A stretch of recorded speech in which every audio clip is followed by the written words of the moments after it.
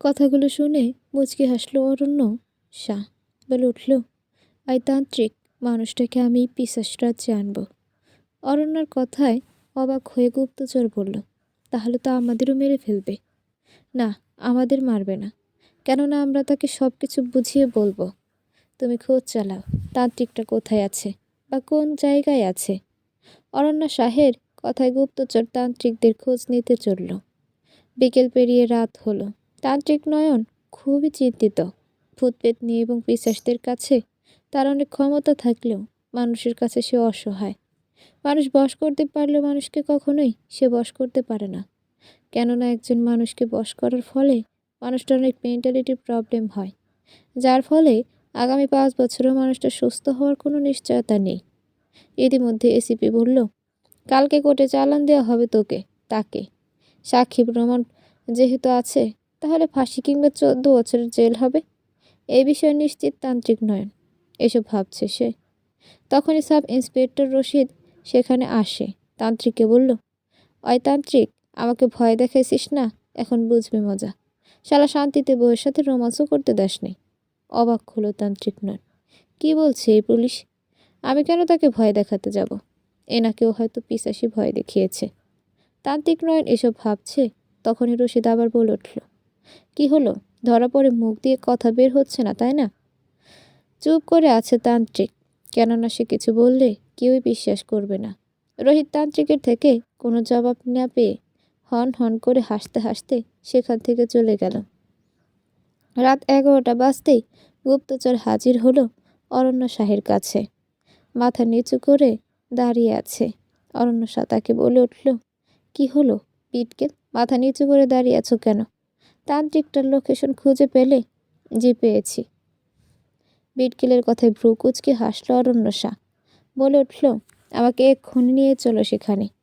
একমাত্র ওই তান্ত্রিকই পিশাচরাজ নাইমের থেকে বাঁচতে পারবে আমাদের এবং আমাদের রাজ্যটাকে। আচ্ছা চলেন যাওয়া যাক, পাখনা মেলে উড়ে যেতে হবে। গুপ্তচর কথাটা বলতেই অরণ্য শাহের পূর্ণাঙ্গ শরীর মানুষাকৃতির পশু পাখির ন্যায় রূপান্তর হলো। মুখ ঠিক থাকলেও পূর্ণাঙ্গ শরীর বড় লোম এবং পিঠে দুটি বড় বড় পাখনায় পরিণত হয়ে গুপ্তচর বিটকেলও এমন রূপ ধারণ করে। পাখনা মেলে উঠতে লাগলো তারা। একবার পাখনার ঝাটকানিতে 3 থেকে 4 কিলোমিটার পথ পাড়ি দিচ্ছে। এভাবে প্রায় 15 মিনিটের মধ্যে তারা একটা গুহার ধারে এসে উপস্থিত হয়। গুহার সিঁড়ি বেয়ে উপরে উঠে দেখে বড় একটা ঢাকনা। বিটকেল গিয়ে ঢাকনাটা সরাতেই দেখতে পেল একটা অন্ধকার রুম উপরে পচা গন্ধ ভেসে আসছে। ওরা উপরে উঠে ঢাকনাটা বন্ধ করে দিল। অরণ্য শাহের গুপ্তচর বিটকেলকে বলল, বিটকেল, আমাদের রাজ্যের উপরে পৃথিবী এবং মানুষের বসবাস, তাই না? বিটকেল মুচকি হেসে বলল, জি রাজকন্যা, পিশাচ রাজ্য পৃথিবীর অনেক গভীরে অবস্থিত। আর পিশাচ রাজ্য থেকে বের হওয়ার 2টি পথই আছে। একটি হচ্ছে এই পথ, অন্যটি হচ্ছে পিশাচদের মন্ত্র পাঠে। ভাবনায় পড়ল অরণ্য শাহ। এত কিছু কখনোই জানত না সে। বিটকেল সামনে এগোতে থাকে, পেছনে পেছনে সে যাচ্ছে। তখনই বিটকেল বলে উঠল, রাজকন্যা, ওখানে যে পচা গন্ধ পেলেন, ওই গন্ধ মানুষের মৃত শরীরে। ও আচ্ছা, আমি তো শুনেছি মানুষ মারা গেলে মাটি চাপা দেয় কিংবা আগুনে পুড়ে ফেলে, মাটি চাপা দেয়। তাহলে গন্ধ কোথা থেকে আসবে? বিটকেল বিষণ্ণতা চাহনিতে অরণ্য শাহের দিকে তাকিয়ে বলল, শুনেন, পিশাচরাজ নাইম যে মেয়েগুলোর সাথে বাসর করে, রক্ত মাংস খেয়ে ফেলে, তাদের নাড়ি ভুঁড়ি হাড় হাড্ডি এখানেই ফেলে দেয়, ওইগুলোর গন্ধে চারদিকে ছড়ায়। ও আচ্ছা, এসব বাদ দাও, এখন চলো তান্ত্রিকের কাছে। উত্তেজিত কণ্ঠে বলল অরণ্যা। বিটকেল বলল, যাব, তবে এই রূপে গেলে সবাই আমাদের ভয় পাবে। অদৃশ্য হয়ে আমাদেরকে থানা যেতে হবে। আচ্ছা, তবে তুমি তান্ত্রিককে চিনবে কি করে? পিশাচরাজকে তান্ত্রিকের রূপ ধারণ করে পিশাচ রাজ্যে দেখেছিলাম। ও, দ্রুত চলো। ঘুমে আচ্ছন্ন থাকার পুলিশ সিকিউরিটি গার্ডরা থানার ভেতরে ঢুকলো গুপ্তচর বিটকেল এবং অরণ্য শাহ। তারা দেখল থানার হাজতের ভেতরে বসে এক মনে ধ্যান করছে এক যুবক। বিটকেল বলল, রাজকন্যা, উনি হচ্ছে তান্ত্রিক নয়ন। কথাটা শুনতে মন্ত্র পড়ে হাজতের ভেতরে প্রবেশ করলো অরণ্যা শাহ এবং নিজেকে মানুষ আকৃতিতে ধারণ করলো। তান্ত্রিক নয়ন ধ্যানের মধ্যে অনুভব করলো পিশাচ পিশাচ গন্ধ ভাসছে। তাই চোখটা মেলতেই দেখতে পেল সামনে একজন যুবক এবং একজন যুবতী দাঁড়িয়ে আছে। সে বুঝতে পারল এরা পিশাচ, কারণ এদের শরীর থেকে পিশাচ পিশাচ গন্ধ ভেসে আসছে। মানুষ রূপে এসেছে। তাই তান্ত্রিক বলে উঠল, তোমরা নিশ্চয়ই পিশাচ। কথাটা শুনতে অবাক হলো অরণ্য শাহ। বলে উঠল, জি আমরা পিশাচ। আপনাকে খুঁজতে খুঁজতে এখানে এসেছি। আপনাকে আমাদের খুবই দরকার। হতভম্ব হলো তান্ত্রিক নয়ন। হাসতে হাসতে বলল, আমাকে দরকার তোমাদের? হ্যাঁ হ্যাঁ, আমি জি আমি সত্যিই বলছি। আপনাকে আমাদের রাজ্যের সবার মুখের হাসি ফোটানোর জন্য খুবই প্রয়োজন। আপনাকে? কেন? আসলে দক্ষিণা পিশাচ রাজ্যের রাজা পিশাচরাজ নাইম আমার বাবা উত্তরা পিশাচরাজ রাজ্যের রাজা হাসিম শাহকে মেরে ফেলেছে এবং আমাদের সবাইকে মেরে আমাদের রাজ্য দখল করে নিতে চায়। শুনেছি আপনার অনেক ক্ষমতা। প্লিজ আমাদের সাহায্য করুন। বিনিময়ে আপনি যা চাইবেন তাই দেব। অরণ্য শাহের কথায় কি যেন ভাবল তান্ত্রিক নয়ন। কিছুক্ষণ ভাবার পর বলল, আচ্ছা ঠিক আছে, তবে তোমার আমার খোঁজ কিভাবে পেলে? কাটা কথাটা শুনে গুপ্তচর বিটকেল বলল, পিশাচরাজ নাইমের নাইমের থেকে পেয়েছি। সে একজন মানুষ মেয়েকে পিশাচ লকআপ বন্দি করে রেখেছে। ওই মেয়ের থেকে জেনেছি। বিটকেল কথায় তান্ত্রিক বলল, তোমরা না আসলেও আমি আরেকজনের মধ্যেই এখান থেকে বের হয়ে তোমাদের রাজ্যতে গেলাম পিশাচরাজ নাইমকে ধ্বংস করতে। তবে তোমরা আসাতে আমারও ভালো হলো।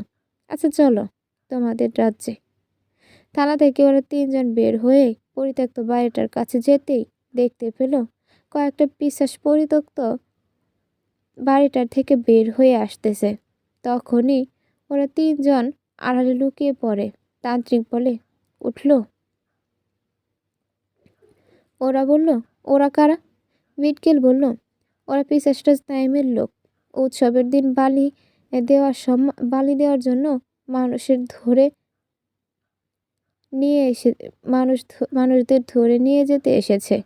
কথাটা শুনে চোখ লাল হয়ে গেল তান্ত্রিকের।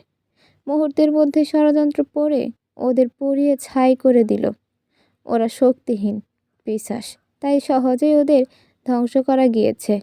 তান্ত্রিকের পাওয়ার দেখে মুগ্ধ হলো অরণ্য শাহ এবং বলে উঠল, ওরা আগেও অনেক মানুষ নিয়ে গেছে। কালকের পরের দিন পিশাচদের নামে ওদের সবাইকে বলি দিয়ে উৎসব পালন করবে। তবে হ্যাঁ, আমাদের রাজ্যে মানুষদের ক্ষতি করার কোনো চান্স নেই। যে মানুষের ক্ষতি করবে তার ঠিকানা শাস্তি রয়েছে। অরণ্য শাহের কথা শুনে তান্ত্রিক বলল, বুঝতে পারছি। এখন চলো যাওয়া যাক।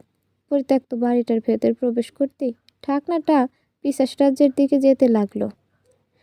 তান্ত্রিক নয়ন পিশাচ রাজ্যে পা রাখতেই ভূমিকম্প সৃষ্টি হতে থাকে চারদিকে। এ নিয়ে দুবার পিশাচ রাজ্যে আসলো তান্ত্রিক নয়ন। প্রথম পিশাচরাজ নাইমকে সাবধান করতে এসেছিল, এবার বউ এসেছে ধ্বংস করতে। ভূমিকম্পের আভাস পেয়ে অরণ্য শাহ বলল, হঠাৎ করে ভূমিকম্প কেন? কিসের আভাস এটা? পিশাচরাজ নাইম আমাদের রাজ্য দখল করেছে, তাই তো? কথাটা শুনে রাজ্য হা হা করে উচ্চস্বরে হেসে উঠল। তান্ত্রিক নয়ন বলল,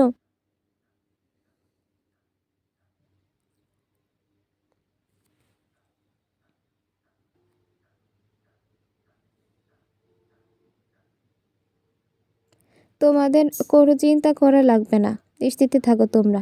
এই ভূমিকম্প শুভ সত্তাদের জয়ের আর অশুভ সত্তাদের ধ্বংসে। বুঝলাম না এক্ষুনি, বলে সামনের দিকে তান্ত্রিককে পথ দেখিয়ে নিয়ে যেতে থাকে। চারদিকে অদ্ভুত বিভিন্ন ধরনের মূর্তির সাথে কঙ্কালের পেন্টিং করা, একদমই গা ছমছমে করা অনুভূতি। সাধারণ কোনো মানুষ এখানে আসলে ভয়ে হার্ট অ্যাটাক করবে। সুইট পেন্টিং আর কলঙ্কের মূর্তি নয়। যতই রাত হচ্ছে ততই চারদিক থেকে ভয়ানক ভয়ানক ঘুমঘানিক শব্দ ভেসে আসতেছে। সাথে পশু পাখিদের আত্মচিৎকার, কেননা পিশাচরাও পশু পাখি শিকার করে থাকে। তান্ত্রিক ঘুমের চোটে আচ্ছন্ন থাকে। বাইরের ব্যথাগুলো এখনো আছে। কে চোখ বন্ধ হয়ে আসতেছে, এখনই বুঝি বন্ধ হয়ে যাবে? তখনই অরণ্য শাহ বলল, তান্ত্রিক সাহেব চলুন, আপনার কক্ষ দেখিয়ে দেই, আর বিটকেল কিছু ফলমূল নিয়ে এসো ওনার জন্য। তান্ত্রিককে তার কক্ষ দেখিয়ে দিল এবং বিটকেল কিছু ফলমূল এগিয়ে দিয়ে চলে গেলেন। তান্ত্রিক খিদের চোটে একটু ফলমূল খেয়ে শুয়ে পড়ল। অরণ্যাও গেল নিজের রুমে। তার মা ও বোনেরাও ঘুমিয়ে। 2টা বাজতে চলেছে। পিশাচ ক্রোহে ও তখন সবকিছু স্তব্ধ, সবাই ঘুমের ঘোরে আচ্ছন্ন। তখনই মারিয়া স্বপ্নে দেখতেছে কেউ তাকে দূর থেকে মারিয়া মারিয়া বলে ডাকতেছে। তৎক্ষণাৎ ঘুমটা ভেঙে গেল তার, ভয়ে চুপসে গেছে। তখনই লক্ষ্য করলো ফ্লোরে কে একজন শুয়ে আছে। প্রচণ্ড ভয় পেয়ে বাল্ব অন করলো, কিন্তু কারেন্ট নেই, তাই অন হচ্ছে না। পাশে থাকা ফোনটা হাতে নিয়ে ফ্ল্যাশটা অন করতেই জোরে চিৎকার করে উঠল। ভয়ঙ্কর চেহারায় একজন পিশাচ তার দিকে অদ্ভুতভাবে তাকিয়ে আছে। তার চিৎকার শুনে তার বাবা মা সেই রুমে আসলো। বলে উঠল, কিরে মারিয়া, কি হয়েছে? চিল্লাচিল্লিস করছিস কেন? মারিয়া চোখ বড় বড় করে হাত দিয়ে ইশারার নিচে ফ্লোরের দিকে ইঙ্গিত করতেই মারিয়ার মা সেদিকে তাকাতেই অজ্ঞান হয়ে যায়। তার বাবা রোবটের মতো দাঁড়িয়ে আছে। মুহূর্তের মধ্যে পিশাচটা তার বাবাকে বশ করে নিল। মারিয়ার বাবা মারিয়ার খুব কাছে ধীরে ধীরে যেতে লাগলো। মারিয়া বাবা বাবা করতেছে আর বলছে, বাবা তোমার কি হলো? এমনভাবে আমার দিকে এগিয়ে আসছো কেন কেন? তার কথার কোনো জবাব না দিয়ে তার বাবা তার গলা থেকে জুলফু কবিরাজের তাবিজটা একটানে ছিঁড়ে ফেলে। তখনই ঠাস করে ফ্লোরে লুটিয়ে পড়ল। মারিয়া হতভম্ব হয়ে গেল। পিশাচটা ফ্লোরে শোয়া থেকে দাঁড়িয়ে ভয়ঙ্করভাবে হাসতে লাগলো। মারিয়ার দিকে এগোচ্ছে।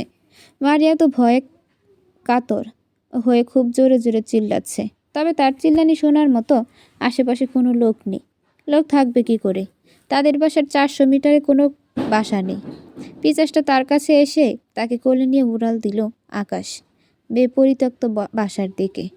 মারিয়া জ্ঞান হারিয়ে ফেলে। রাত যখন 2:30 তখনই মারিয়ার জ্ঞান ফিরল। তাকিয়ে দেখে চারদিকে বাসর ঘরের মতো সাজানো একটা রুম, শুয়ে আছে সে। অবাক হয়ে গেল সাথে। কিছুক্ষণ আগের কথাগুলো মনে করে ভয়ে কাঁপতে থাকে।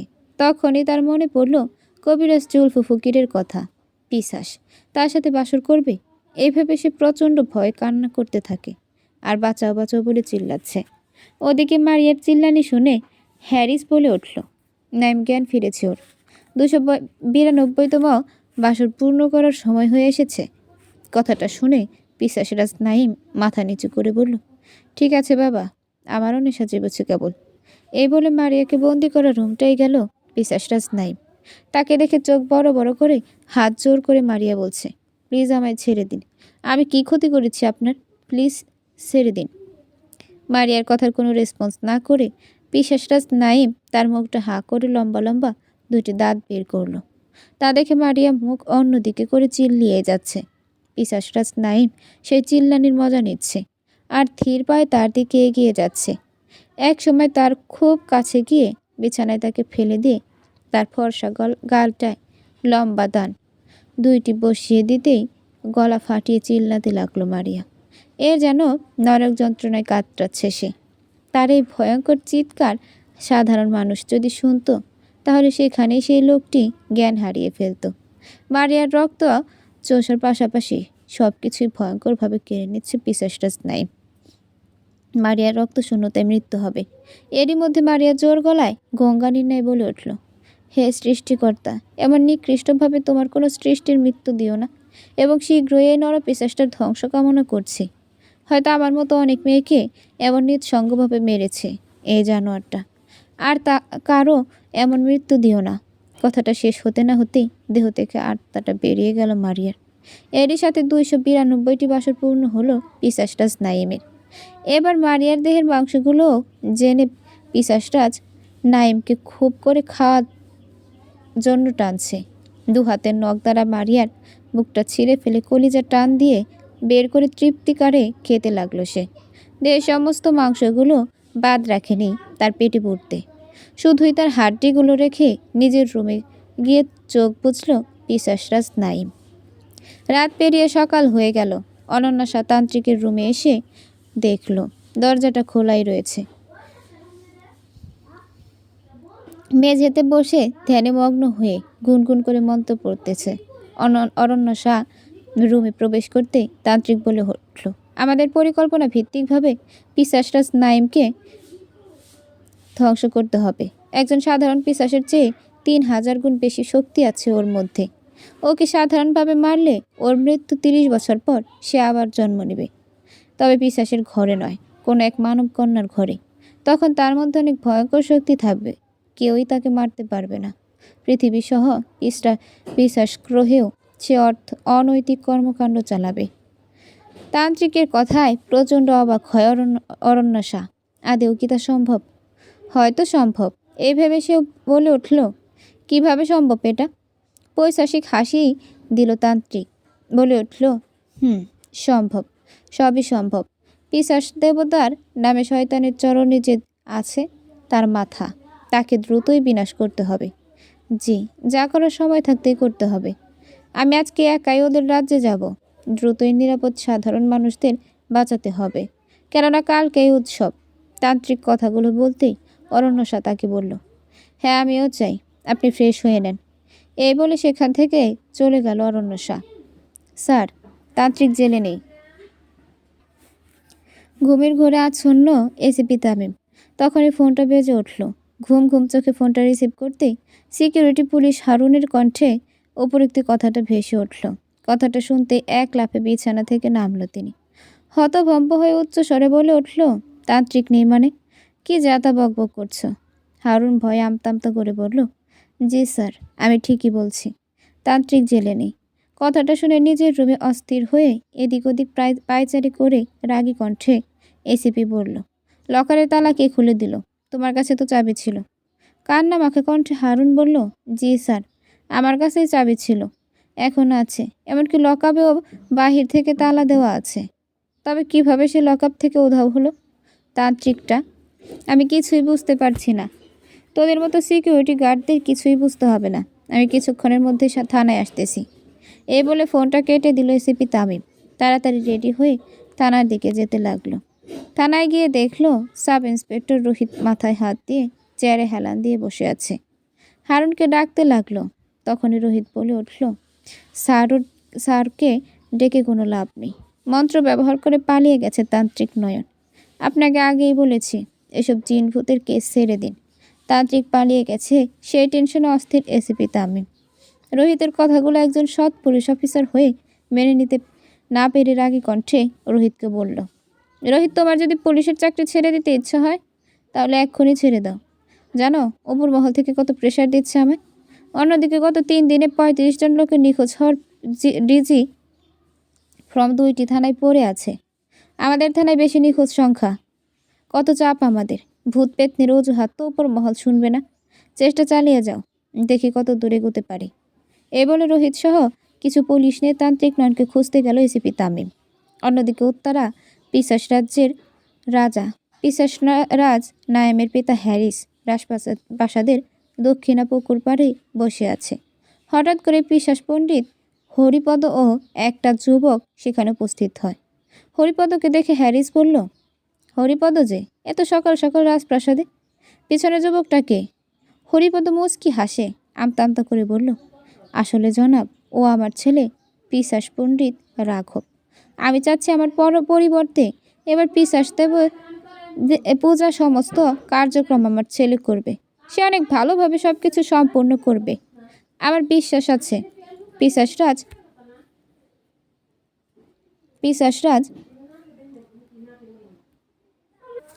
পিশাচ নবাব লোনার রাজ্যে ওই গত বছর সব কিছু একাই খুব ভালোভাবে সামলিয়েছিল।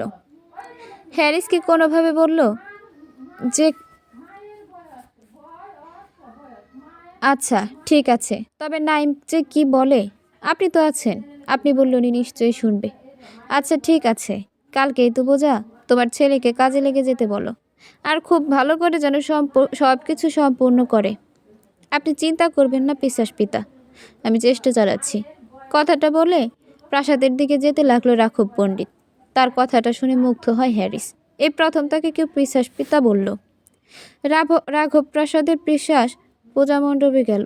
তখনই হরিপদ পণ্ডিত বলল, তুমি যে আমার ছেলে রাঘব নও, তা যদি পিশাচরাজ নাইম কিংবা কেউ জানে, তবে তোমার যে কি অবস্থা হবে জানো? তোমার সাথে সাথে আমাকেও যে কি করবে। আপনি বলে না দিলে কেউ জানবে না পণ্ডিত মশাই। যদি আপনি বলে দেন তাহলে আপনার ছেলে রাঘব মারা পড়বে। হ্যাঁ, তুমি কে, কি চাও? আমি কে আপনার না জানলেও চলবে। সময় মতো ঠিকই জেনে যাবেন। আচ্ছা, পিশাচ দেবতাকে সাজিয়ে দেন আপনি, আমি একটু চারদিকে ঘুরে আসছি। এই বলে রাঘব নামক ছদ্মবেশী আগন্তুকটা এদিক ওদিক হেঁটে হেঁটে যেতে থাকে আর চারদিকে অদ্ভুতভাবে তাকাচ্ছিল। তখনই তার উপর পিশাচরাজ নাইমের নজর পড়ল।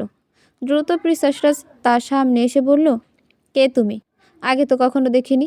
পিশাচরাজ নাইমের কথায় ছদ্মবেশী রাঘব বলল, আমার নাম রাঘব পণ্ডিত, হরিপদ পণ্ডিতের ছেলে। এভাবে পিশাচ দেবতার পূজা আমি পরিচালনা করব। কথাটা শুনতেই পিশাচরাজ নাইম বলল, ও আচ্ছা, তবে এখানে কেন? পুজো মণ্ডপে গিয়ে পিশাচ দেবতাকে সাজাও। সাজানো কিছুটা কমপ্লিট, রাজাবাসে বাকি কাজ কিছুটা সময় পর করতে হবে, যেমন মন্ত্র পাঠ করা ইত্যাদি। আসলে এখন আমি একটু চারপাশটা ঘুরে ঘুরে দেখছি। পিশাচ নবাবের প্রাসাদের চেয়েও অনেক চমৎকার আপনাদের প্রাসাদ। নিজের প্রাসাদের প্রশংসা শুনে পিশাচরাজ নাইম মনে মনে খুশি হয়ে গেল। তখনই সেনাপতি হাজির হয়ে বলল, মহারাজ, আমরা রেডি, দক্ষিণা রাজ্যে দখল করতে যাচ্ছি। পিশাচরাজ নাইম সেনাপতিকে বলল, তোমরা যাও, ধ্বংস করো হাসিম শাহের পুরো রাজ্য। যে বাধা দিতে আসবে তাকে মেরে ফেলবে। পিশাচরাজ নাইমের কথায় রাঘব বলল, মহারাজ, আজকে কালকে খুশির দিন, এই খুশির দিনে দণ্ড নয়। এতে পিশাচরাজ যদি বেজার হয় তখন আপনার উপর লানত সৃষ্টি করতে পারে। আপনি বরং কালকের পরের দিন যুদ্ধ ঘোষণা করুন। ছদ্মবেশী রাঘবের কথা কি যেন ভেবে পিশাচরাজ নাইম বলল, ঠিক বলেছ পণ্ডিত মশাই। সেনাপতি, তুমি বরং কালকের পরের দিন যুদ্ধের ঘোষণা দাও। কথাটা শুনে সেনাপতি রাঘবের দিকে অদ্ভুতভাবে তাকিয়ে জি মহারাজ বলে সেখান থেকে চলে গেল। পিশাচরাজ নাইম বলল, পণ্ডিত মশাই, আপনি বরং ঘুরে ঘুরে দেখুন। আর হ্যাঁ, শুনেন, কালকে যে মানুষ বলি দিতে হবে জানেন?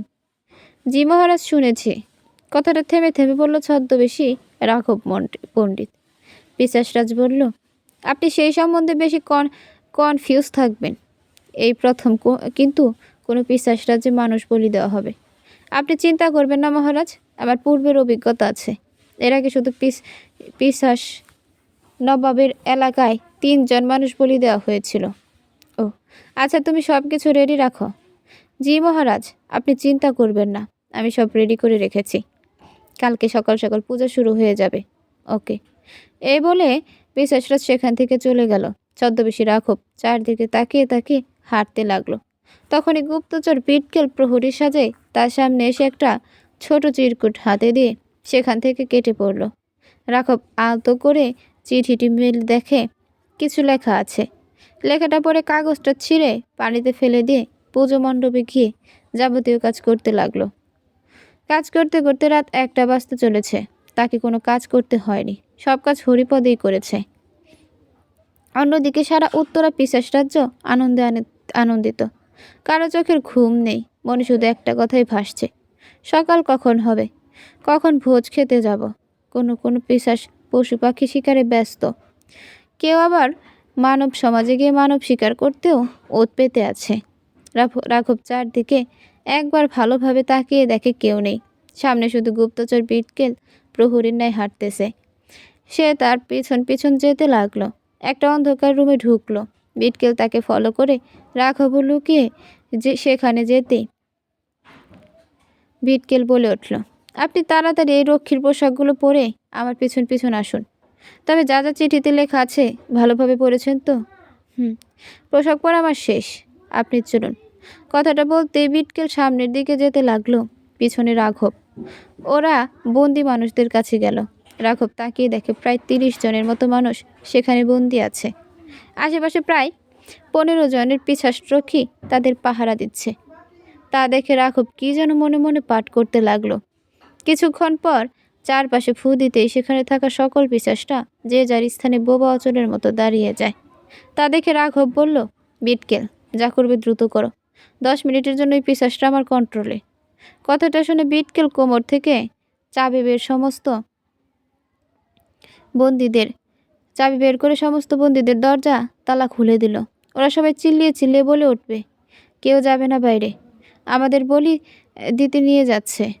ওদের কথা শুনে রাঘব বলল, এই চুপ করো, চুপ করো, আমি তান্ত্রিক নয়ন, তোমাদের সবাইকে মুক্ত করতে এসেছি। প্লিজ সবাই চুপটি করে আমাদের দুইজনের পিছনে পিছনে আসুন। কথাটা শুনে সবাই অবাক হয়ে গেল, কেননা ওরা সবাই আগে থেকেই বিশ্বাস করত তান্ত্রিক নয়ন তাদের বন্দির খবর শুনলেই তাদের বাঁচাতে চলে আসবে। তাই তারা লকআপ থেকে বের হয়ে ওদের পিছনে পিছনে যেতে লাগলো। সবাই একটা বড় দেওয়ালের সামনে আসলো। সামনে আর কোনো রাস্তা নেই। ছদ্মবেশী রাঘব অর্থাৎ তান্ত্রিক নয়ন দ্রুত চোখ বুজে মন্ত্র পড়তে লাগলো। এদিকে বিটকেলও কি যেন পড়তে লাগলো চোখ বুঝে। মুহূর্তের মধ্যে একটা বড় আগুনের লাল গোলার্ধ দেওয়ালে লাগতেই দেওয়ালটা ভেঙে গেল এবং পিছনে অন্ধকার ফাঁকা পথ বেরিয়ে এলো। বিটকেল সবাইকে নিয়ে সামনে আগাতে লাগলো। তান্ত্রিক নয়ন বলল, দ্রুত দৌড়াও, পিছনে পিশাচটা তাড়া করবে। কিছুক্ষণের মধ্যে সবাই দৌড়ে গিয়ে দেখবে সামনে একটা লঞ্চ, সবাই লঞ্চে উঠবে। কিছুক্ষণের মধ্যে সবাই লঞ্চে গিয়ে উঠল। বিটকেল লঞ্চ স্টার্ট দিবে, তখনই সেখানে আকাশ থেকে উড়ে এসে লঞ্চে চড়ল পিশাচরাজ নাইম। তাকে দেখে অবাক হয়ে যায় সবাই। তান্ত্রিক নয়নের উদ্দেশ্যে সে বলে, কিরে তান্ত্রিক, কি ভাবছিলি পণ্ডিত রাঘব সেজে আমার রাজ্যে এসে আমায় ফাঁকি দিয়ে আমার বন্দীদের এখান থেকে নিয়ে যাবি? তোকে আগে থেকে আমার সন্দেহ ছিল। আমার বাবা হ্যারিস তোর উপর কড়া নজর রাখতে বলেছিল। তোর ফেলে দেওয়া চিঠিটাও আমি পড়েছি এবং জেনেছি তুই তান্ত্রিক, বন্দীদের মুক্ত করে নিয়ে যেতে এসেছিস। এবার তোর মৃত্যু নিশ্চিত, সাথে এই মানুষদেরও আমি বলি দিব। পিশাচদের কথা শুনে উচ্চস্বরে হাসতে লাগলো তান্ত্রিক নয়ন। বলে উঠল, আজ আমার মৃত্যু নয়, হয়তো তোর মৃত্যু নিশ্চিত। এ বলে মন্ত্র পড়ে লঞ্চ থেকে পিশাচরাজ নাইমকে ধাক্কা দিয়ে বাইরে ফেলে দিল তান্ত্রিক। বিটকেলকে বলল, বিটকেল, তুমি ওদেরকে নিয়ে এগিয়ে যাও, আমার চিন্তা করো না। বিটকেল লঞ্চ স্টার্ট দিয়ে এগোতে লাগলো। তখনই সেনাপতি প্রায় 50 জন পিশাচ প্রহরী নিয়ে তান্ত্রিকের সামনে হাজির হলো। পিশাচরাজ নাইম অট্ট হাসিতে মশগুল হয়ে বলল, ওই তান্ত্রিক হয়তো ওরা বেঁচে যাবে, তবে তোকে নিশ্চিত আমাদের খাদ্য হতে হবে। কালকে তান্ত্রিক বলি দেব পিশাচ দেবতার চরণে। ওই সবাই আক্রমণ শুরু করো। সেনাপতি, তুমি লঞ্চটাকে আটকানোর ব্যবস্থা করো। এই বলে ভয়ঙ্কর রূপ ধারণ করলো সে। সেনাপতি লঞ্চটাকে আটকানোর জন্য আকাশপথে উড়াল দিল। তান্ত্রিক মন্ত্র পড়ে সেনাপতিকে সাগরে চুবাতে লাগলো। পিশাচটা চোখ দিয়ে আগুন ছুটতে লাগলো তান্ত্রিকের দিকে। তবে ওই আগুন তান্ত্রিকের কাছে আসতেই ভস্ম হয়ে গেল। প্রহরীরা তীর ছুটতে লাগলো। তান্ত্রিক নয়ন মন্ত্রের সাহায্যে আকাশপথে উঠল আর সেনাপতিকে সামনে আনলেই সব তীরগুলো সেনাপতির শরীরে গেঁথে গেল। সেনাপতি সেখানে মৃত্যুবরণ করল। এভাবে 15 মিনিট কেটে যায়। তান্ত্রিকের তেমন কিছু ক্ষতি হয়নি। 32 জনের মতো পিশাচ মরে গেছে তান্ত্রিকের ভয়াল মন্ত্রতে। তবে হঠাৎ করে পিশাচরাজ নাইম উড়ে এসে তান্ত্রিকের মাথার চুলের মুঠি ধরে উপরে থেকে জোরে মাটির দিকে আছাড় মারে। তখনই ধূপ করে তান্ত্রিকের দেহটা মাটিতে লুটিয়ে পড়ে। তখনই পিশাচরাজ বড় একটা মন্ত্রপিক্ত অগ্নি খাঁচা তান্ত্রিকের চারপাশে চোখের পলকেই গেঁথে দেয়। বন্দী হয়ে যায় তান্ত্রিক। সেও হাল ছাড়ার পাত্র নয়। চোখ বুঝে মন্ত্র পড়ে আগুনের গোলার্ধ সৃষ্টি করে খাঁচাটার চারপাশে আঘাত করে। কিন্তু খাঁচাটার কিছুই হচ্ছে না। অবাক হয়ে যায় সে। তখনই শুনতে পেলে পিশাচরাজ হাসতে হাসতে বলছে, আর কিছুই করতে পারবি না তান্ত্রিক, তোর সমস্ত চাল শেষ। এই খাঁচা পিশাচ দেবতার দেওয়ার বর। প্রত্যেক রাজপরিবারের লোকজনের এই বর দিয়েছেন পিশাচ দেবতা, যা ভাঙার শক্তি কারোরই নেই, শুধু রাজবংশের পিশাচদের ছাড়া। পিশাচরাজ কথাটা বলতেই হঠাৎ করে আকাশপান থেকে রাজকন্যা অরণ্য শাহ সেখানে উপস্থিত হয়ে নিজের ক্ষমতা দিয়ে তান্ত্রিককে পিশাচ দেবতার বর দেওয়া খাঁচা থেকে মুক্ত করে দেয়। তা দেখে অবাক হয়ে যায় পিশাচরাজ নাইম। আকাশপানে চেয়ে দেখে উত্তরা রাজ্যের রাজকন্যা সৌনয় ভাসছে আর হাসছে। তা দেখে হতভম্ব হয়ে যায় সে। কী করবে কিছুই বুঝতেছে না। এদিকে তান্ত্রিক মুক্ত হয়ে প্রহরীর হাত থেকে একটা ছুরি নিয়ে উড়ে এসে পিশাচরাজের গলায় দিল একটা কোপ। সাথে সাথে ধর থেকে মাথাটা মাটিতে পড়ে যায় পিশাচরাজের। তা দেখে অট্টহাসিতে ফেটে পড়ে তান্ত্রিক নয়ন। কিন্তু এই হাসিটা বেশিক্ষণ থাকে না। হঠাৎ করে পিশাচরাজের বডিটা মাটি থেকে মাথাটা তুলে ঠিক জায়গায় লাগিয়ে দিতেই সব কিছু ঠিক হয়ে যায়। আগের পিশাচরাজ আগের মতোই হয়ে যায়। তা দেখে হাসি থামিয়ে অবাক হয় তান্ত্রিক। পিশাচরাজ তান্ত্রিকের অবাক মাখা মুখটা দেখে পৈশাসিক হাসি দিয়ে বলে, আমাকে মেরে ফেলা অতটাও সহজ নয়। আর 8টা বাসর করতে পারলেই পুরোভাবে আমি চির অমর হয়ে যাব। আজ হয়তো আমি ব্যর্থ, কিন্তু মনে রাখিস আমি আবারও তোর সামনে চির অমর হয়ে হাজির হব। আর সেদিনই হবে তোর মৃত্যু। এ বলে আকাশ পানে উড়ে নিজের রাজ্যের দিকে যেতে থাকে সে। তান্ত্রিক অবাক হয়ে দেখে তাকে দেখেই যাচ্ছে। তখনই অরণ্য শাহ আকাশ থেকে নেমে আসে এবং তার উদ্দেশ্যে বলে, তাকে মেরে ফেলা এখন হয়তো অসম্ভব। তখনই কে যেন পেছন থেকে বলে উঠল, না, সবই সম্ভব। জন্ম মৃত্যু হবেই, জন্ম হলে মৃত্যু হবেই। কথাটা শুনে অরণ্য শাহ আর তান্ত্রিক অবাক হয়ে পেছনে তাকিয়ে দেখে হরিপদ পণ্ডিত সেখানে দাঁড়িয়ে আছে। তান্ত্রিক অবাক হয়ে বলল, আপনি? হ্যাঁ, আমি পিশাচ পণ্ডিত হরিপদ। আমি তোমাদের সাহায্য করতে চাই। আমি চাই না আমার আর কোনো মানুষের মৃত্যু হোক, আর কোনো মানুষ নির্যাতিত হোক নিকৃষ্ট পিশাচরাজের অত্যাচারে। জানো, 3 বছর আগে আমার 16 বছরের নিষ্পাপ ছোট্ট মেয়েটাকে নির্যাতন করে মেরে ফেলেছি এই নরকীয় পিশাচরাজ নাই। সেদিনই আমার ছেলে রাঘবকে পিশাচতান্ত্রিক বানাতে মানব সমাজে পাঠিয়েছিলাম শিক্ষার জন্য। আমি প্রতিজ্ঞা করেছিলাম 10 বছর পর হলেও এর বিচার আমি করবই। জানো, কালকে যখন তুমি আমায় বললে আমার ছেলেকে বন্দি করে রেখেছো, তুমি যা বলবে তাই করতে হবে, তখন আমি খুব ভয় পেয়ে গিয়েছিলাম। কথাগুলো শুনে চোখের অশ্রু ছেড়ে দিয়ে তান্ত্রিক বলল, আমি দুঃখিত। আসলে আমি আপনার ছেলে রাঘব একই তান্ত্রিক গুরুর থেকে শিক্ষা নিয়েছিলাম। তাই কালকে অরণ্যর সাহায্যে আপনার খোঁজ করে আপনার কাছে এসে এমন কাণ্ড করেছি। তাছাড়া এই দক্ষিণা পিশাচ রাজ্যে আমি কখনোই প্রবেশ করতে পারতাম না, আর পারতাম না এতগুলো নিরীহ মানুষদের বাঁচাতে। ধন্যবাদ আপনাকে। তান্ত্রিকের কথাগুলো শুনে পণ্ডিত বলল, ধন্যবাদ আমাকে নয়, সৃষ্টিকর্তাকে দাও, যিনি আমার ছেলে এবং আমার রসুলাই তোমাকে দিয়ে এতগুলো মানুষকে বাঁচিয়েছে। জি, আচ্ছা, পিশাচরাজকে মেরে ফেলার বিষয়ে আপনি কি যেন বলছিলেন? কিভাবে তাকে মারা যাবে? তান্ত্রিকের কথা শুনে পণ্ডিত চোখ বুজে কি যেন ভাবছে, আর এদিকে কৌতূহল নিয়ে আগ্রহজনকভাবে তার দিকে তাকিয়ে আছে অরণ্য শাহ আর তান্ত্রিক। হঠাৎই নীরবতা। পাশের সাগরের স্রোত খুব জোরে গর্জন করতে আর মাঝে মাঝে ঢেউ এসে তাদের 3 জনের পা কিছুটা ভিজিয়ে দিচ্ছে। কিছুক্ষণ পর নীরবতা ভেঙে হরিপদ পণ্ডিত বলল, সহজ উপায় আমি একটাই দেখতে পাচ্ছি পিশাচ রাজকে মারার জন্য। কথাটা শুনে তড়িঘড়ি করে তান্ত্রিক বলল, কী সেই সহজ উপায়, বলুন আমাদের। পণ্ডিত একটা দীর্ঘশ্বাস নিয়ে বলতে শুরু করলো, মনোযোগ দিয়ে শোনো। কোনো এক জ্যান্ত মানুষকে স্বেচ্ছায় নিজের জীবন সৃষ্টিকর্তার নামে বলি দিতে হবে। তারপর ওই লোকটার বাম পাঁজরের হাড় আর মেরুদণ্ড দিয়ে বানাতে হবে জ্যান্ত তলোয়ার। এই তলোয়ারকে পূর্ণিমার রাতে শেষ অংশে চন্দ্র থাকাকালীন কোনো পিশাচের রক্তের স্বাদ দিয়ে পিশাচরাজের মাথাটা কোপ দিয়ে আলাদা করতে পারলেই পিশাচরাজের মৃত্যু হবে। কথাটা শুনতেই চোখ কপালে উঠে যায় তান্ত্রিক নয়নের। মুখটা নিমিষেই ফ্যাকাশে হয়ে যায়। কে নিজের জীবন স্বেচ্ছায় বলি দিতে চাইবে? এমন ব্যক্তি কে আছে? এসব ভাবছে সে। তখন অরণ্য শাহ বলল, কি ভাবছ? পণ্ডিত তো বলছে সহজ উপায় এটাই। অরণ্যর কথায় বাস্তবে ফিরল তান্ত্রিক। মনমরা হয়ে পণ্ডিতের উদ্দেশ্যে বলতে লাগলো, পণ্ডিত মশাই, আমাদের মানব সমাজে এরকম ভালো মানুষ খুঁজে পাওয়া খুবই কষ্টের ব্যাপার। আর হ্যাঁ, 2 দিন পরেই তো পূর্ণিমা রাত তো 1 মাস পর, পরবর্তী পূর্ণিমা তো 1 মাস পর। যা করার আগামীকালের মধ্যে আমাদের করতে হবে। তা না হলে 300 বাসর করতে পারলেই পিশাচটা আরও বেশি ভয়ঙ্কর হয়ে উঠবে। তান্ত্রিকের কথায় পণ্ডিত বলল, হ্যাঁ, ঠিকই বলেছ তুমি। জি, তবে নিজেকে স্বেচ্ছায় বলি দেওয়ার মতো কোনো মানুষই রাজি হবে না। তান্ত্রিকের কথায় মুচকি হাসল পণ্ডিত। তা দেখে তান্ত্রিক একটু অস্বস্তি বোধ করলো। তখনই পণ্ডিত বলল, তুমি রাজি হতে পারবে না? পণ্ডিত কথাটা বলে ভ্যাবাচেকা খেয়ে গেল।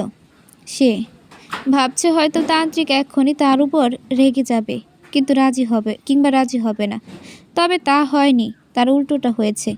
তান্ত্রিক মুচকি হেসে আনন্দের ন্যায় বলল, জি, আমি তো তা একটিবারও ভেবে দেখিনি।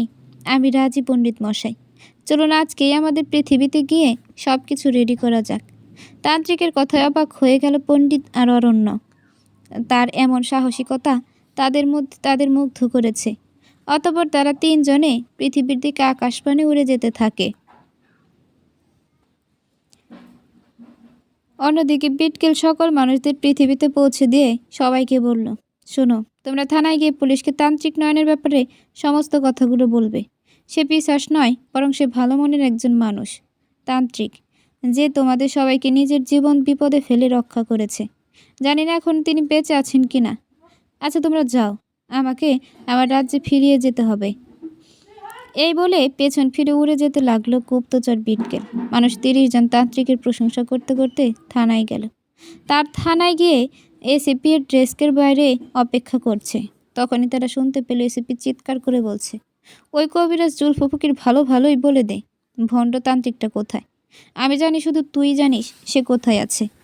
তান্ত্রিককে ভণ্ড বলার কথাটা শুনতেই বাইরে অপেক্ষা করা 30 জন লোকেরা দরজা ভেঙে ভেতরে প্রবেশ করে। এসিপি তামিম আর জুলফু ফকির ভেতরে বসেছিল।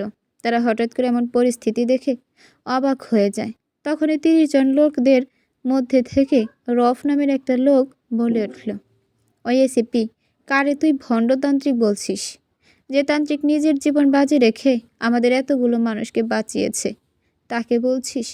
রফের কথাটা শুনে অবাক হয়ে গেল এসিপি তামিম সহ জুলফু ফকির। এসিপি লোকটার উদ্দেশ্যে বলতে লাগলো, কে আপনি? কি বলছেন এগুলো? আপনাদের তান্ত্রিক বাঁচিয়েছে মানে? কিভাবে বাঁচিয়েছে? কি হয়েছিল তোমাদের? এসিপির কথায় রফ তাদের সাথে ঘটে যাওয়া সমস্ত ঘটনা এসিপিকে বলল। তা শুনে জুলফু ফকির খুশিতে আত্মহারা হয়ে বলল, এসিপি সাহেব, তান্ত্রিক নন, ভালো একজন মানুষ। সেদিন হয়তো তান্ত্রিকের বেশ ধারণ করে ভয়ঙ্কর পিশাচটা আমাদের ধোঁকা দিয়েছে তোমাদের। জুলফু ফকিরের কথা শুনে এসিপি বলল, আমি আমার চোখকে কিভাবে অবিশ্বাস করি বলেন? তাছাড়া সব কিছু সিসিটিভি ক্যামেরাতে ভিডিও করা আছে। সেটা পিশাচ নাকি তান্ত্রিক কে জানবে? আচ্ছা, একটা কাজ করুন, তাহলে সব কিছু আপনার কাছে পরিষ্কার হয়ে যাবে। পিশাচ বা জিন ভূতেরা ক্যামেরাতে বন্দি করা যায় না। যদি সেদিনের ভিডিওতে তান্ত্রিককে দেখা যায়, তবে সত্যিই তা তান্ত্রিক ছিল। যদি দেখা না যায়, ওটা পিশাচই হবে। জুলফু ফকির কথাটা এক নিঃশ্বাসে বলতেই এসিপি বলল, ঠিক আছে, আমি ফোন বের করে সেদিনের ভিডিও ফুটেজের ব্যবস্থা করছি। এই বলে এসিপি পোস্টমর্টম ল্যাবে ফোন দিয়ে সেখানকার ডাক্তারকে সেদিনের ভিডিওটা তার ইমেইলে পাঠিয়ে দিতে বলল। কথাটা বলতে না বলতেই তখনই ভিডিও ফুটেজটা তার ইমেইলে পাঠিয়ে দিল ডাক্তার। কেননা এই ভিডিওটা অনেক আগেই সংরক্ষিতভাবে রেখেছিল ল্যাবের ডাক্তাররা। ভিডিওটা অন করতে অবাক হয়ে যায় এসিপি। সে বিশ্বাস করে নেয় সেদিন তান্ত্রিক নয়, পিশাচই তাদের বোকা বানিয়েছে, জান্নাতকে তুলে নিয়ে গেছে। কেননা ভিডিও ফুটেজে তান্ত্রিকের জায়গাটা ফাঁকা দেখাচ্ছে। তখনই সেখানে হাজির হয় তান্ত্রিক নয়। তাকে দেখে মুক্তি পাওয়া লোকেরা কৃতজ্ঞতা জানায় এবং এসিপি তামিম ক্ষমা চেয়ে নেয়। এসিপি তামিম তান্ত্রিক নয়নের মামলাগুলো তখনই উঠে নেয় এবং যুক্ত হওয়া লোকদের তাদের বাসায় পৌঁছে দেয়। তান্ত্রিক নয়ন জুলফু ফকিরকে নিয়ে তার উত্তরা জঙ্গলের পাহাড়ের চূড়ায় আসে। সেখানে পণ্ডিত আর অরণ্য শাহ আগে থেকেই বসেছিল। জুলফু ফকিরকে ওদের সাথে পরিচয় করিয়ে দিল সে এবং স্ব-ইচ্ছায় বলি দেওয়ার ব্যাপারে বলে, কবিরাজ বাবা, আমি তান্ত্রিকের আগে একজন সাধারণ মানুষ। আমি চাচ্ছি আমি নিজের জীবন স্ব-ইচ্ছায় বলি দিয়ে এই মানব সমাজ এবং পিশাচ রাজ্য ন্যায় এবং শুভ শক্তির বিস্তার প্রলাপ করতে। তান্ত্রিকের সম্পূর্ণ কথাটা শুনে কবিরাজ বলল, না নয়ন, আমি এইভাবে তোমার সমাপ্তিটা দেখতে পারবো না। আগামী পৃথিবীতে অর্থাৎ ভবিষ্যতে তোমাকে এর চেয়েও বেশি প্রয়োজন পড়তে পারে। আমি চাই না তোমার সমাপ্তি এতটুকুতেই হোক। চোখের অস্ত্র ছেড়ে দিয়ে কথাটা বলল জুলফু ফকির। তান্ত্রিক নয়ন বলল, এছাড়া তো কোনো উপায় দেখতে পারছি না। কে আছে যে তার নিজের জীবন দিয়ে স্ব-ইচ্ছায় বলি দেবে? তান্ত্রিকের কথায় সাহসিকতার স্বরে জুলফু ফকির বলে উঠল, কেন আমি আছি না? আমি দেব সৃষ্টিকর্তার সকল সৃষ্টির সুখের জন্য স্ব-ইচ্ছায় নিজের জীবন বিলিয়ে। কিন্তু বাবা, তান্ত্রিক নয়ন কিছু বলবে, তখনই জুলফু ফকির বলল, না নয়ন, আজ আর কিছু বলতে পারবে না তুমি। অনেক দিন পর সৃষ্টির জন্য কিছু করতে পারবো বলে আমি খুব খুশি। নিজেকে সত্যি আজ কবিরাজ কবিরাজ বলে মনে হচ্ছে। জল্প ফকিরের কথায় কিছুই বলল না তান্ত্রিক নয়ন। হরিপদ পণ্ডিত বলে উঠল, তাহলে সব কিছু ক্লিয়ার? আজ ভোর থেকেই সব কিছু শুরু করতে হবে। 2 দিন পরে পূর্ণিমায় ধ্বংস করতে হবে পিশাচরাজকে। জি। কথাটা বলে তান্ত্রিক নয়ন জুলফ ফকিরের সাথে শুয়ে পড়ল পাহাড়ের চূড়ায় আর অপেক্ষা করতে লাগলো ভোর হওয়ার। ভোর হয়ে গেল।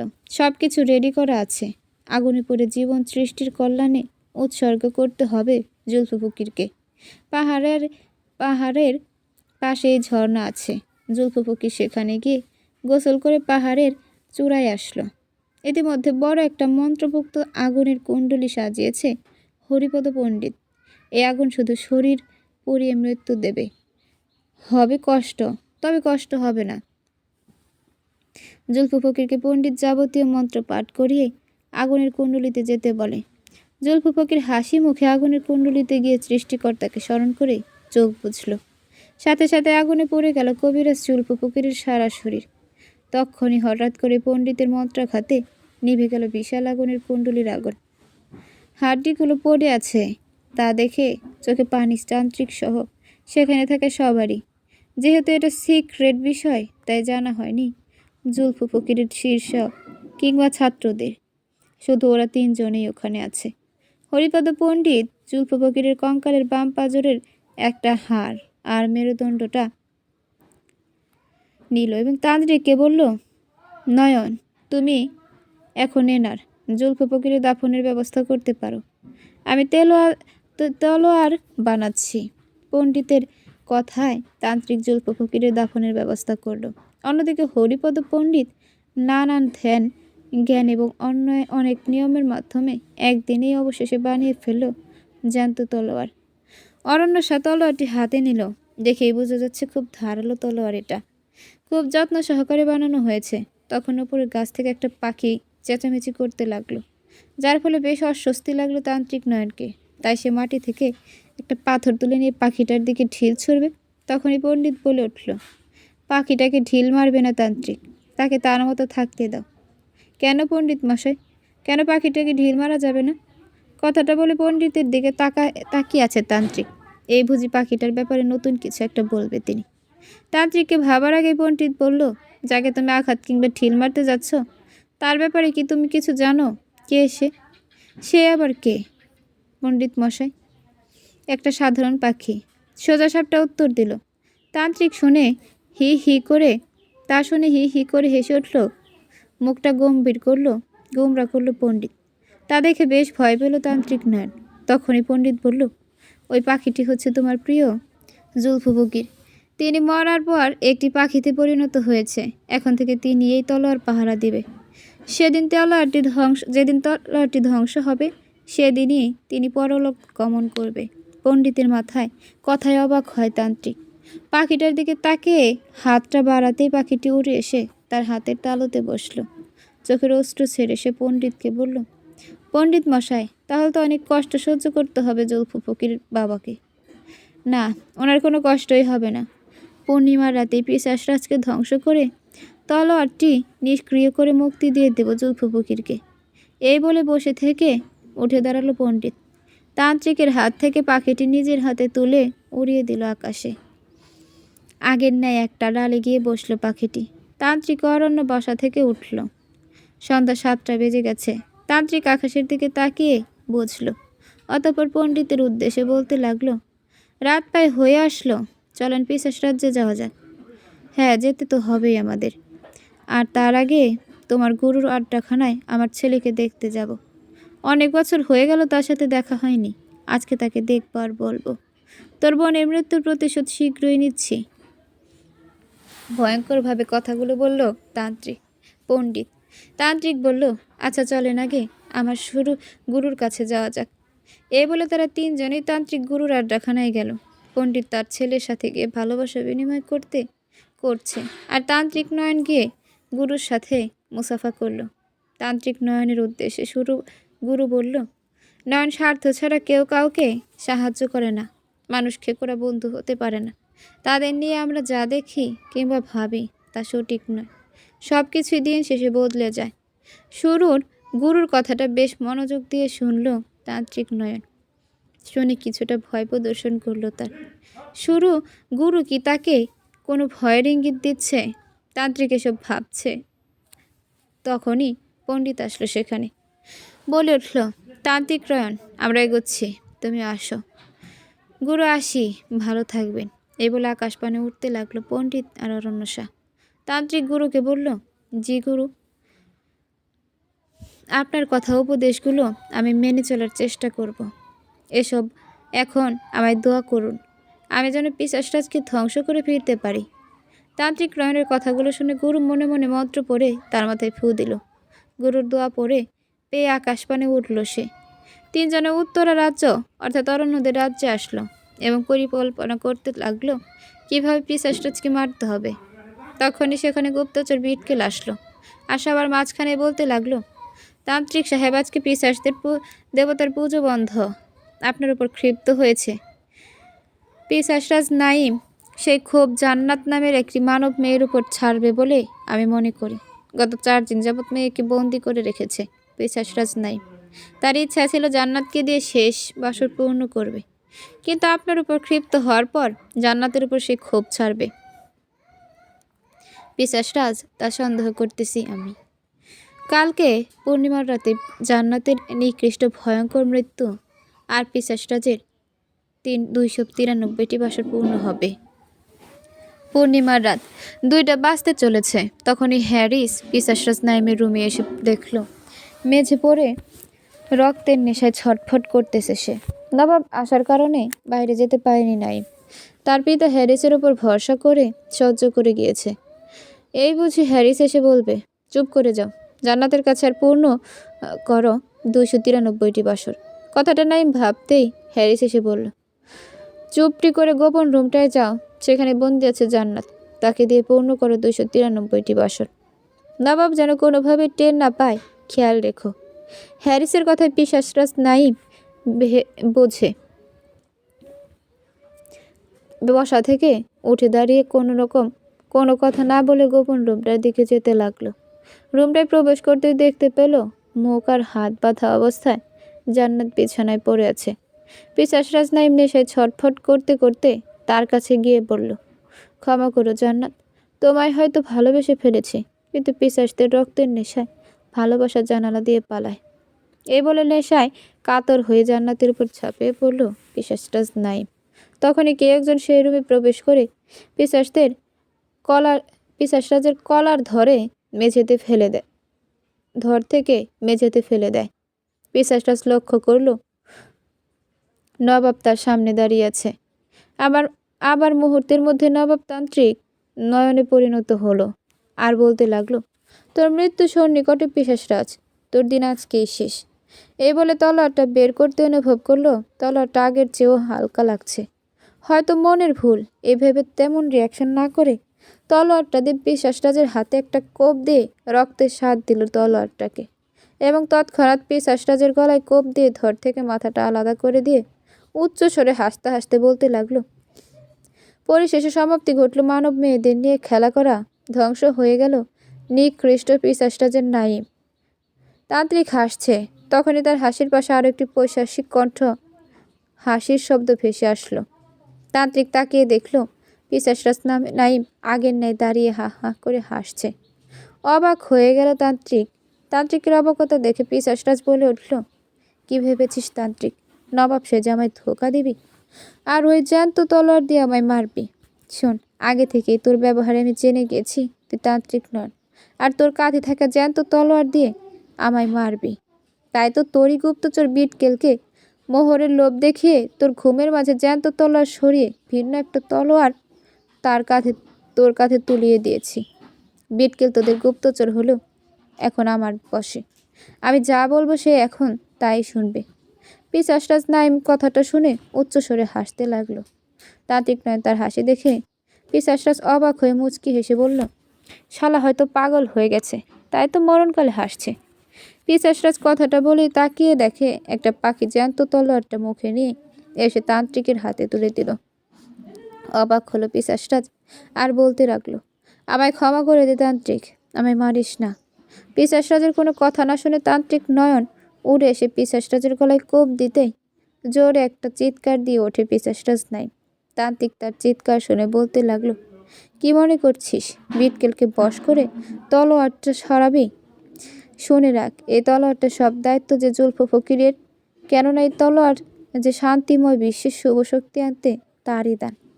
যতদিন না নিষ্ক্রিয় হচ্ছে এই তলোয়ার, ততদিনের পাহারাদারের দায়িত্ব যে এই পাখিটা যার মধ্যে বন্দি আছে জুলফ ফকিরের প্রাণ।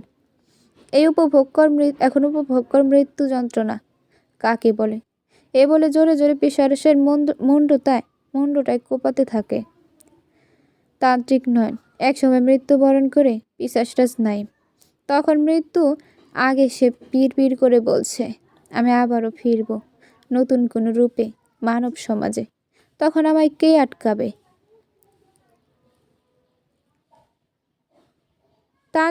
তান্ত্রিক নয়ন তার ওই কথায় পাত্তা না দিয়ে পৈশাচিক হাসি দিয়ে জান্নাতকে নিয়ে পৌঁছাসে দক্ষিণা রাজ্যের বাহিরে এসে চোখের পলকে খুব সহজেই ধ্বংস করে দেয় পুরো দক্ষিণা পিশাচ রাজ্য।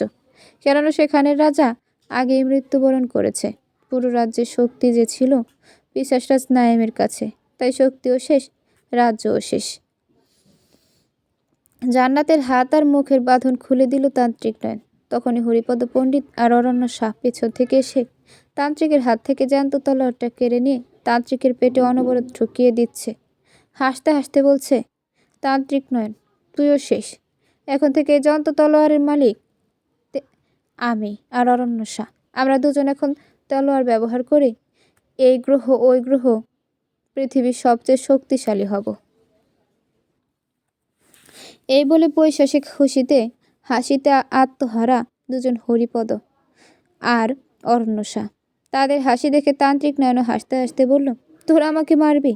তোরা হয়তো জানিস না, তোদের এই চালাকি আমার গুরু আগে থেকে টের পেয়েছে এবং আমার শরীরে মন্ত্র পড়ে ফু দিয়ে দিয়েছে, যাতে এই যন্ত্র তলোয়ারের আঘাত থেকে আমি বেঁচে যাই। দেখ, আমি আগের মতোই আছি। এই বলে তান্ত্রিক নয়ন এক লাফে পণ্ডিতের বুকে লাথি মেরে জ্যান্ত তলোয়ারটি কেড়ে নিয়ে তার মুখে জোরে জোরে কোপ দিয়ে মেরে ফেললো তাকে। এবার অরণ্যার দিকে তাকিয়ে বলল, তোমায় বিশ্বাস করেছিলাম অরণ্য শাহ, শেষে কিনা তুমি। এ বলে তান্ত্রিক জান্নাতকে নিয়ে আকাশপানে উড়ে পৃথিবীর দিকে যেতে থাকে এবং মন্ত্র পড়ে পিশাচসহ গ্রহ সমান বড় একটা গোলার্ধ তৈরি করে পুরো পিশাচ গ্রহে চাপা দিতেই ভূমিকম্প সৃষ্টি হতে থাকে পিশাচ গ্রহে এবং পড়ে যেতে থাকে সম্পূর্ণ পিশাচ গ্রহ।